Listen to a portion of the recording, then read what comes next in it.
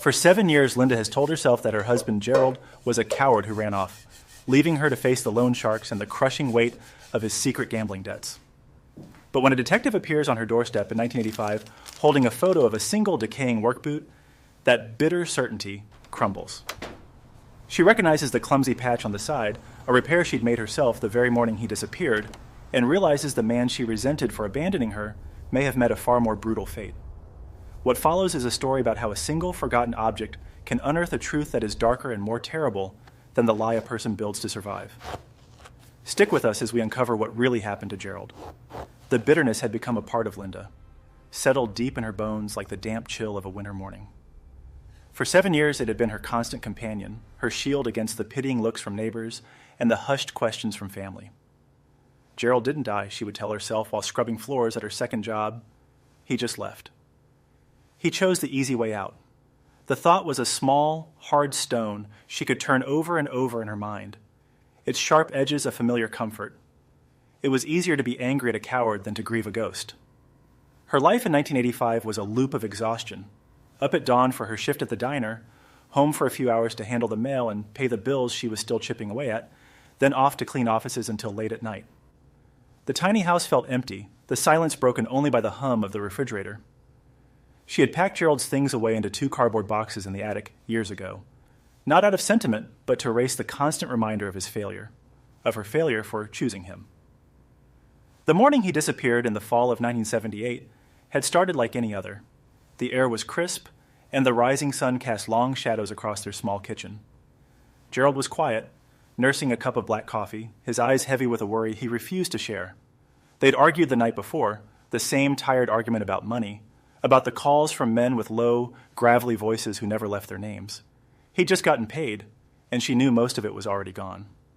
"There's a hole in your boot," she had said, her voice tight. "You'll get your feet soaked." He had just shrugged, but she knelt anyway, grabbing her sewing kit from the drawer. The leather of his work boot was thick and stiff. Using a heavy-duty needle and wax thread, she had clumsily stitched a small leather patch over the tear near the ankle. It was an ugly, uneven repair, but it was sturdy. He'd mumbled a thank you without looking at her, finished his coffee, and walked out the door for his shift at the automotive parts factory. She never saw him again. For the first few weeks, it was just confusion and a knot of dread in her stomach. Then came the police reports, the fruitless searches, and finally the slow, corrosive realization that he was truly gone. The loan shark stopped calling, his debts seemingly vanishing with him. Everyone assumed he had skipped town, and after a year of clinging to a desperate, foolish hope, Linda had allowed herself to believe it too. The anger came next, a cleansing fire that burned away the last of her sorrow. Now, on a Tuesday afternoon, 7 years later, the doorbell rang, pulling her from a light doze on the sofa. Through the screen door, she saw a man in a plain suit, his expression serious. He held up a badge, Detective Walter. "Ma'am, are you Linda?" he asked, his voice gentle. She nodded, her heart giving a nervous flutter. "Is everything all right?" "I'm with the cold case unit," he said. "I'd like to ask you a few questions about your husband, Gerald." The name felt strange on his lips, a relic from another lifetime. "There's nothing to ask." He left. End of story. "We're not so sure," the detective said. He reached into his coat and pulled out a Polaroid photograph, the colors already slightly faded. "We found something at the old factory site. They're tearing it down to build a shopping center. I need you to look at this." He handed her the photo. It showed a single work boot, caked in dirt and what looked like dried concrete. It was mangled, the leather rotted through in places. But there, on the side, just above the ankle, was a small, dark patch of leather held in place by thick, uneven stitching. Her stitching. The air left Linda's lungs. The small, hard stone of anger she had carried for so long shattered into a million pieces, and in its place, a cold, terrifying void opened up. The boot.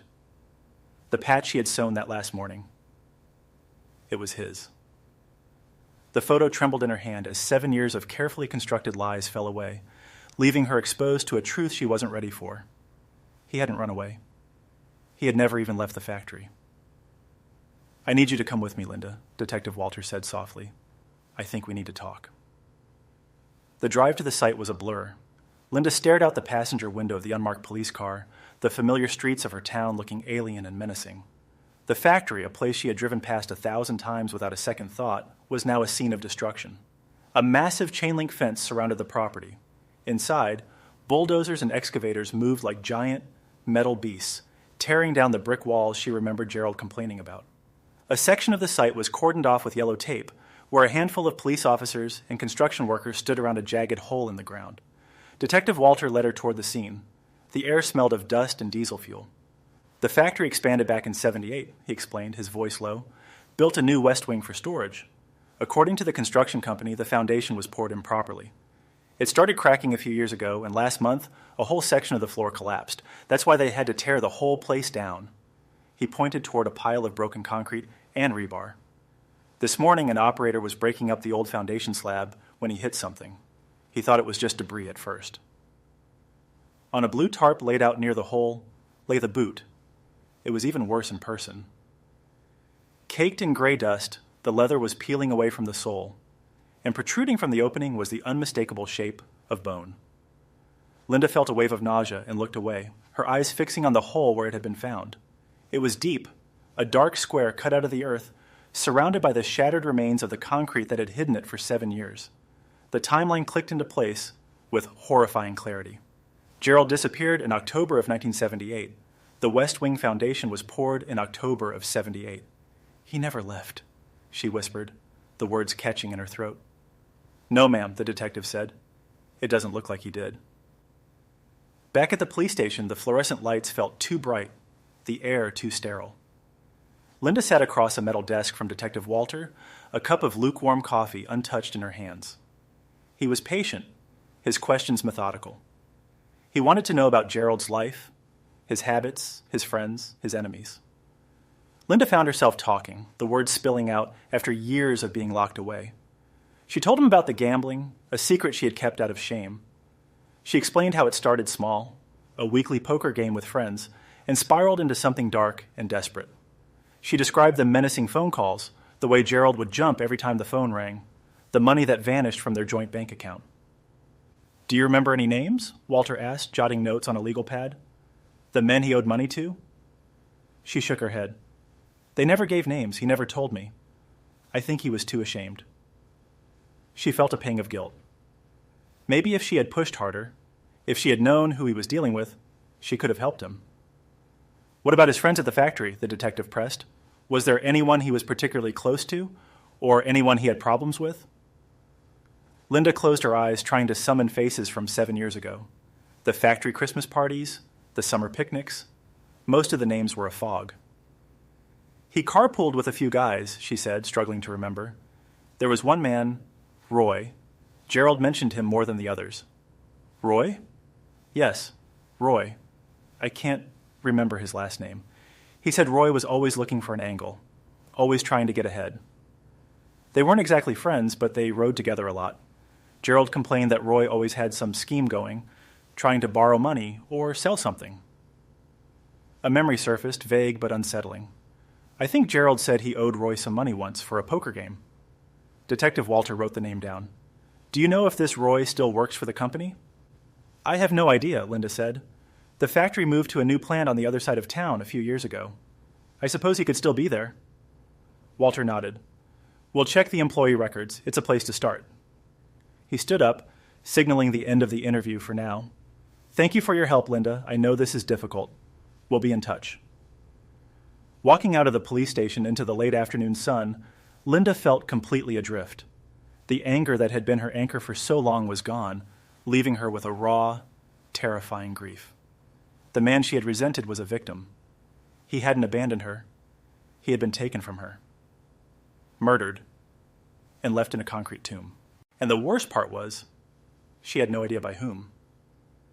That evening, unable to rest, Linda found herself pulling a dusty cardboard box down from the attic, one of the 2 boxes of Gerald's things. She hadn't opened it since the day she'd packed it. Inside were old photo albums, his favorite flannel shirt, a stack of records. Beneath it all was a small, worn shoebox. She lifted the lid. It was filled with old paperwork, pay stubs, tax returns, and a small, spiral-bound notebook.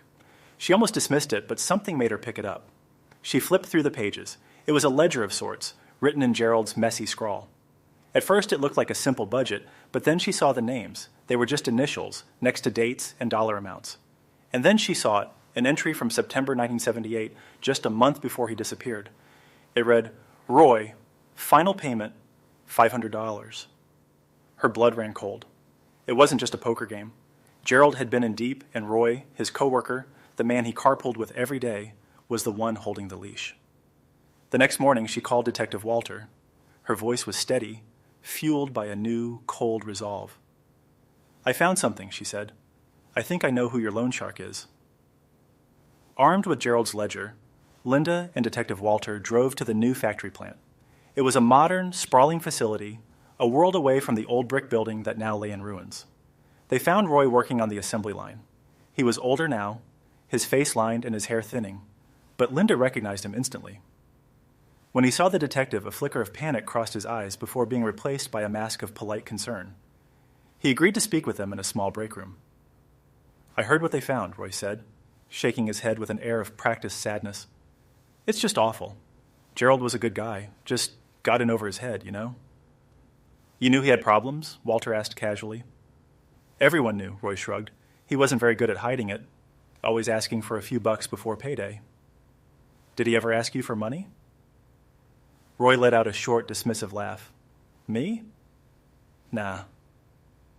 I learned a long time ago not to mix money and friends. Linda watched him, her hands clenched in her lap. The lie was so smooth, so effortless. She pushed the small notebook across the table. Then what is this, Roy? He glanced down at the open page, at his name written in Gerald's handwriting. His composure cracked. For a split second, the mask fell away, revealing the cold, cornered man beneath. He looked from the notebook to Linda, and in his eyes, she saw not just guilt, but 7 years of buried fear. That doesn't prove anything, he stammered, his face pale. It proves you were lying, Detective Walter said, his voice quiet but firm. You weren't his friend, Roy. You were his loan shark. Now, why don't you tell us what happened on that night in October 1978? Roy stared at the notebook, his jaw working silently. The break room felt small, the air thick with the weight of his unspoken crime. Linda held her breath, knowing that the truth, after 7 long and bitter years, was finally about to come out. Roy looked up, his gaze fixing on Linda, and he began to speak. The story came out in a torrent, a confession held back for too long. He claimed it was an accident. Gerald had come to him that night after their shift, near the construction site for the new wing. He was supposed to make a payment, the final one, but his pocket was empty. He'd lost the money in another game, trying to win enough to pay Roy and his other debts. They argued. Roy said he pushed him just to get him to back off.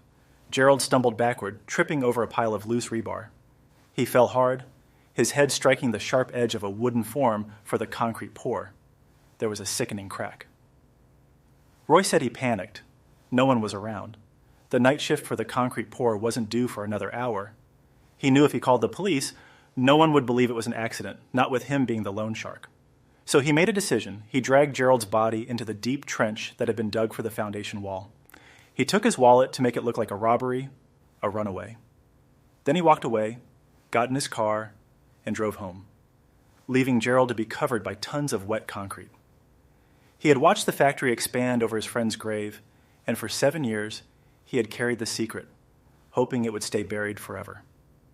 As Linda listened, she felt no pity, only a hollow emptiness. The violence of it, the cold calculation of it, was breathtaking. This man had not only killed her husband, but had allowed her to believe he was a man who would abandon his wife, letting her live with that shame for years. When Roy finished, silence hung in the air. Detective Walter quietly placed him under arrest. A month later, Linda stood in a small cemetery on a hill overlooking the town. There was a new headstone, simple and clean, with Gerald's name on it. There was no body to bury, only fragments. But it was enough. It was a place to come, a place to finally grieve. The detective, a few old friends, and even some of Gerald's former coworkers stood with her. Roy was in jail, awaiting trial. The factory had offered a settlement. Life had been irrevocably changed. The anger was gone. The bitterness had washed away. All that was left was a deep, quiet sadness for the man he was and the man he could have been, and for the 7 years she had spent hating a memory. She placed a small bouquet of flowers at the base of the stone, the cool marble a stark contrast to the rough, patched leather of the boot that had brought him home. For the first time in a very long time, she felt a sense of peace. He wasn't a coward who had run away. He was a man who had made mistakes, a man who had been a victim. And now, finally, he could rest.